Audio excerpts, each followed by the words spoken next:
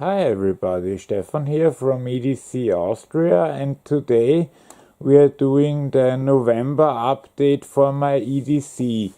I was thinking about not doing it every month, but so much has changed that I found it reason enough to do a new one. Because now is winter, so I can carry more things on my body, and for those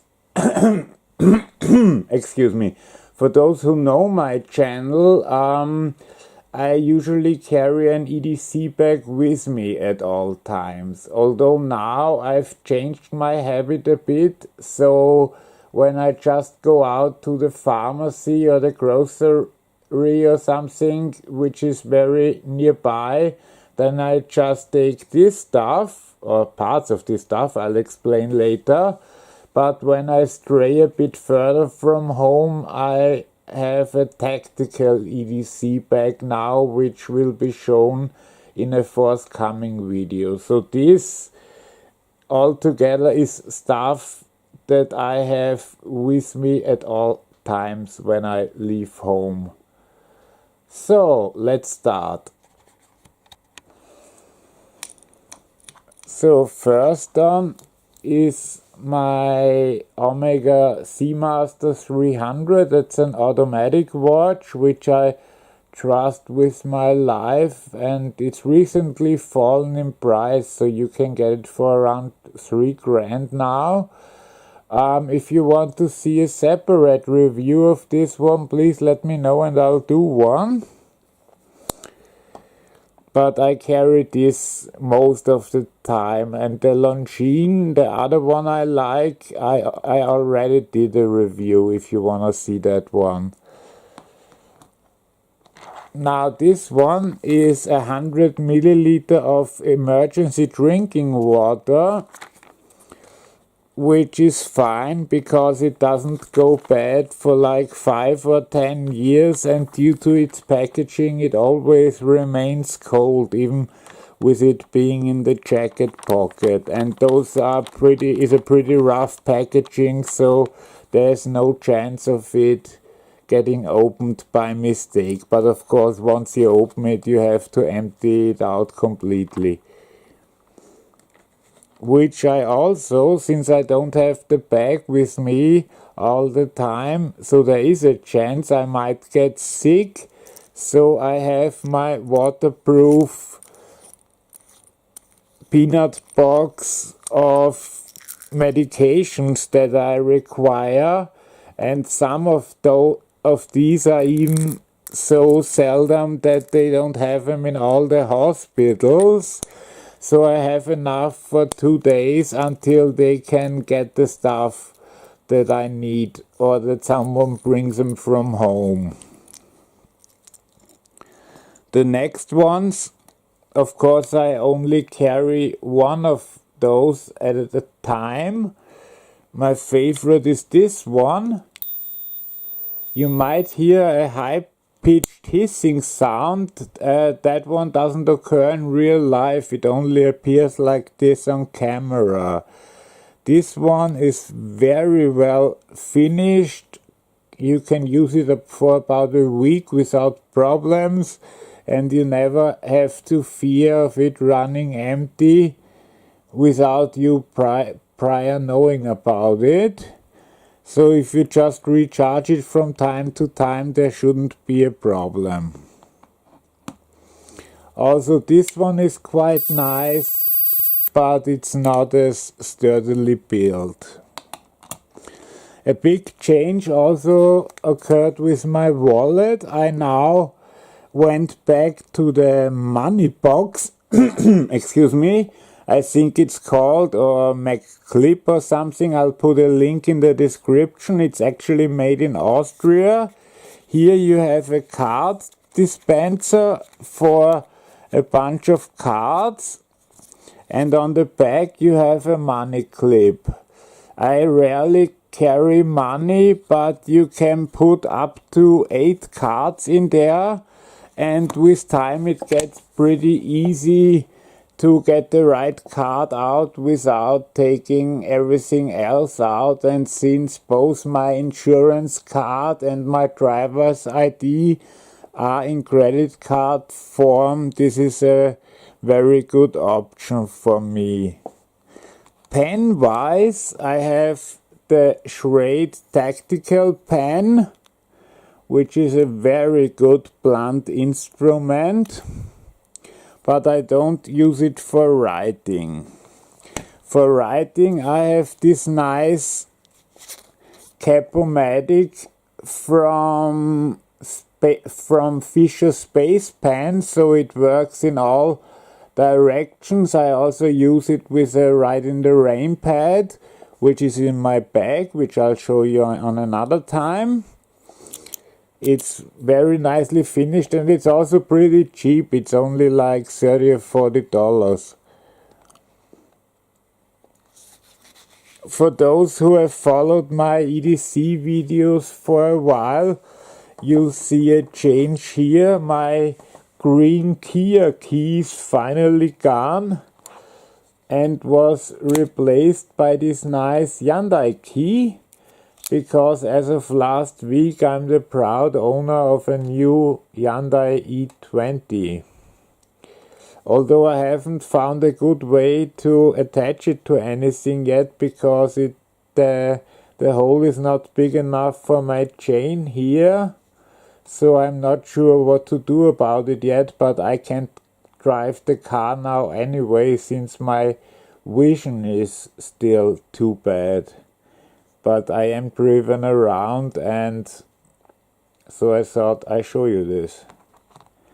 A lot of changes also happened on my keychain, if you can tell. Before, I had the Leatherman PS4 Squirt and the very great CRKT Kiss. But now, just to change it up a bit, I exchanged both of those for the Victorinox Huntsman,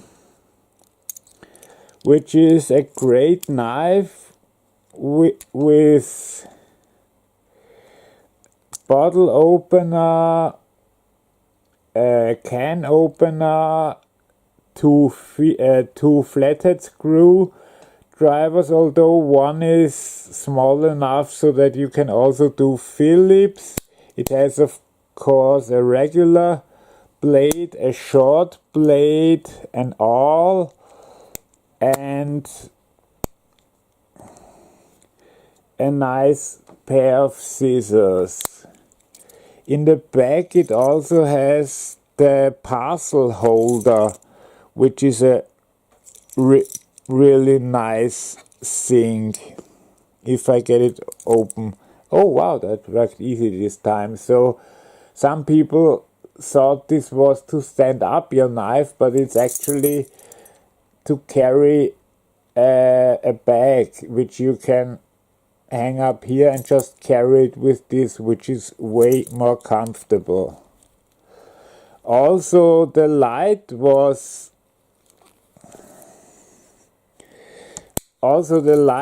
exchanged. I used to have the 50 lumens Night Core TI2.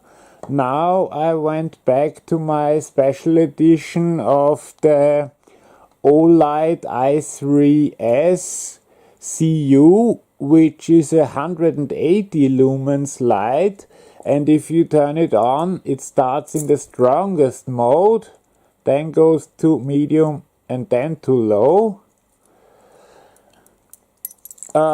Very useful, and now since it gets dark at around 5 o'clock or even earlier, very useful indeed.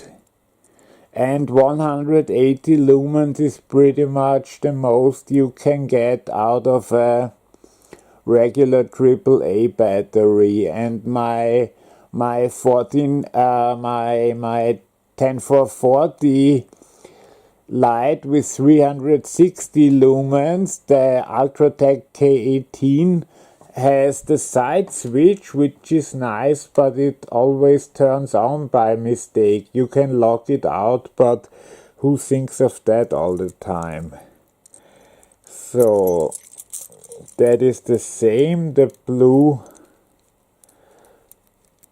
glowing attachment, regular key, mailbox key. Then I still have the bruiser from Leatherman, although I no longer needed to open my trunk, because actually when you get a new car they work and stuff. I'm not used to this. My Kia was 14 years old and finally didn't pass inspection, so I had to get a new card. This is my little blanket where if someone finds it, they just drop it off at any bank and they'll call me and tell me where to pick up the keys. Of course, I still have an emergency lighter with me. Can't be without a light. Let's see if it works. Oh yeah, it does. It's supposed to be airtight, so technically it shouldn't get empty, but after a few months you still have to refill it. Also new is a pretty sturdy Kingston 64 GB USB flash drive, although only USB 2 at the moment. Yeah, I think that's it for my keychain. As for the dedicated light I'm going with, it's the Security Link, which is a 14500 light, meaning a lithium ion version of a AA light. And with the 14500 it brings out 520 lumens, which is very nice. And you might wonder why I go from O-light to such a light, but I'm really hard testing this. So I use this for everything, and the O-light already passed all these tests, and the O-lights are about 50 bucks, and this was 17 euro, and is an amazing piece so far. So I'm checking how durable it is in the long run. Now this is my pepper spray choice for the winter. It's of course a ballistic beam, so that I can do it from a bit further away. And it has, well, there is no good translation, but you have here the security cap. But if you are in panic and press hard enough, you can press through that. Otherwise, you'd go under it and then press. And I know from experience that the Pro Secure line from Walter pretty much stops anyone dead in his tracks.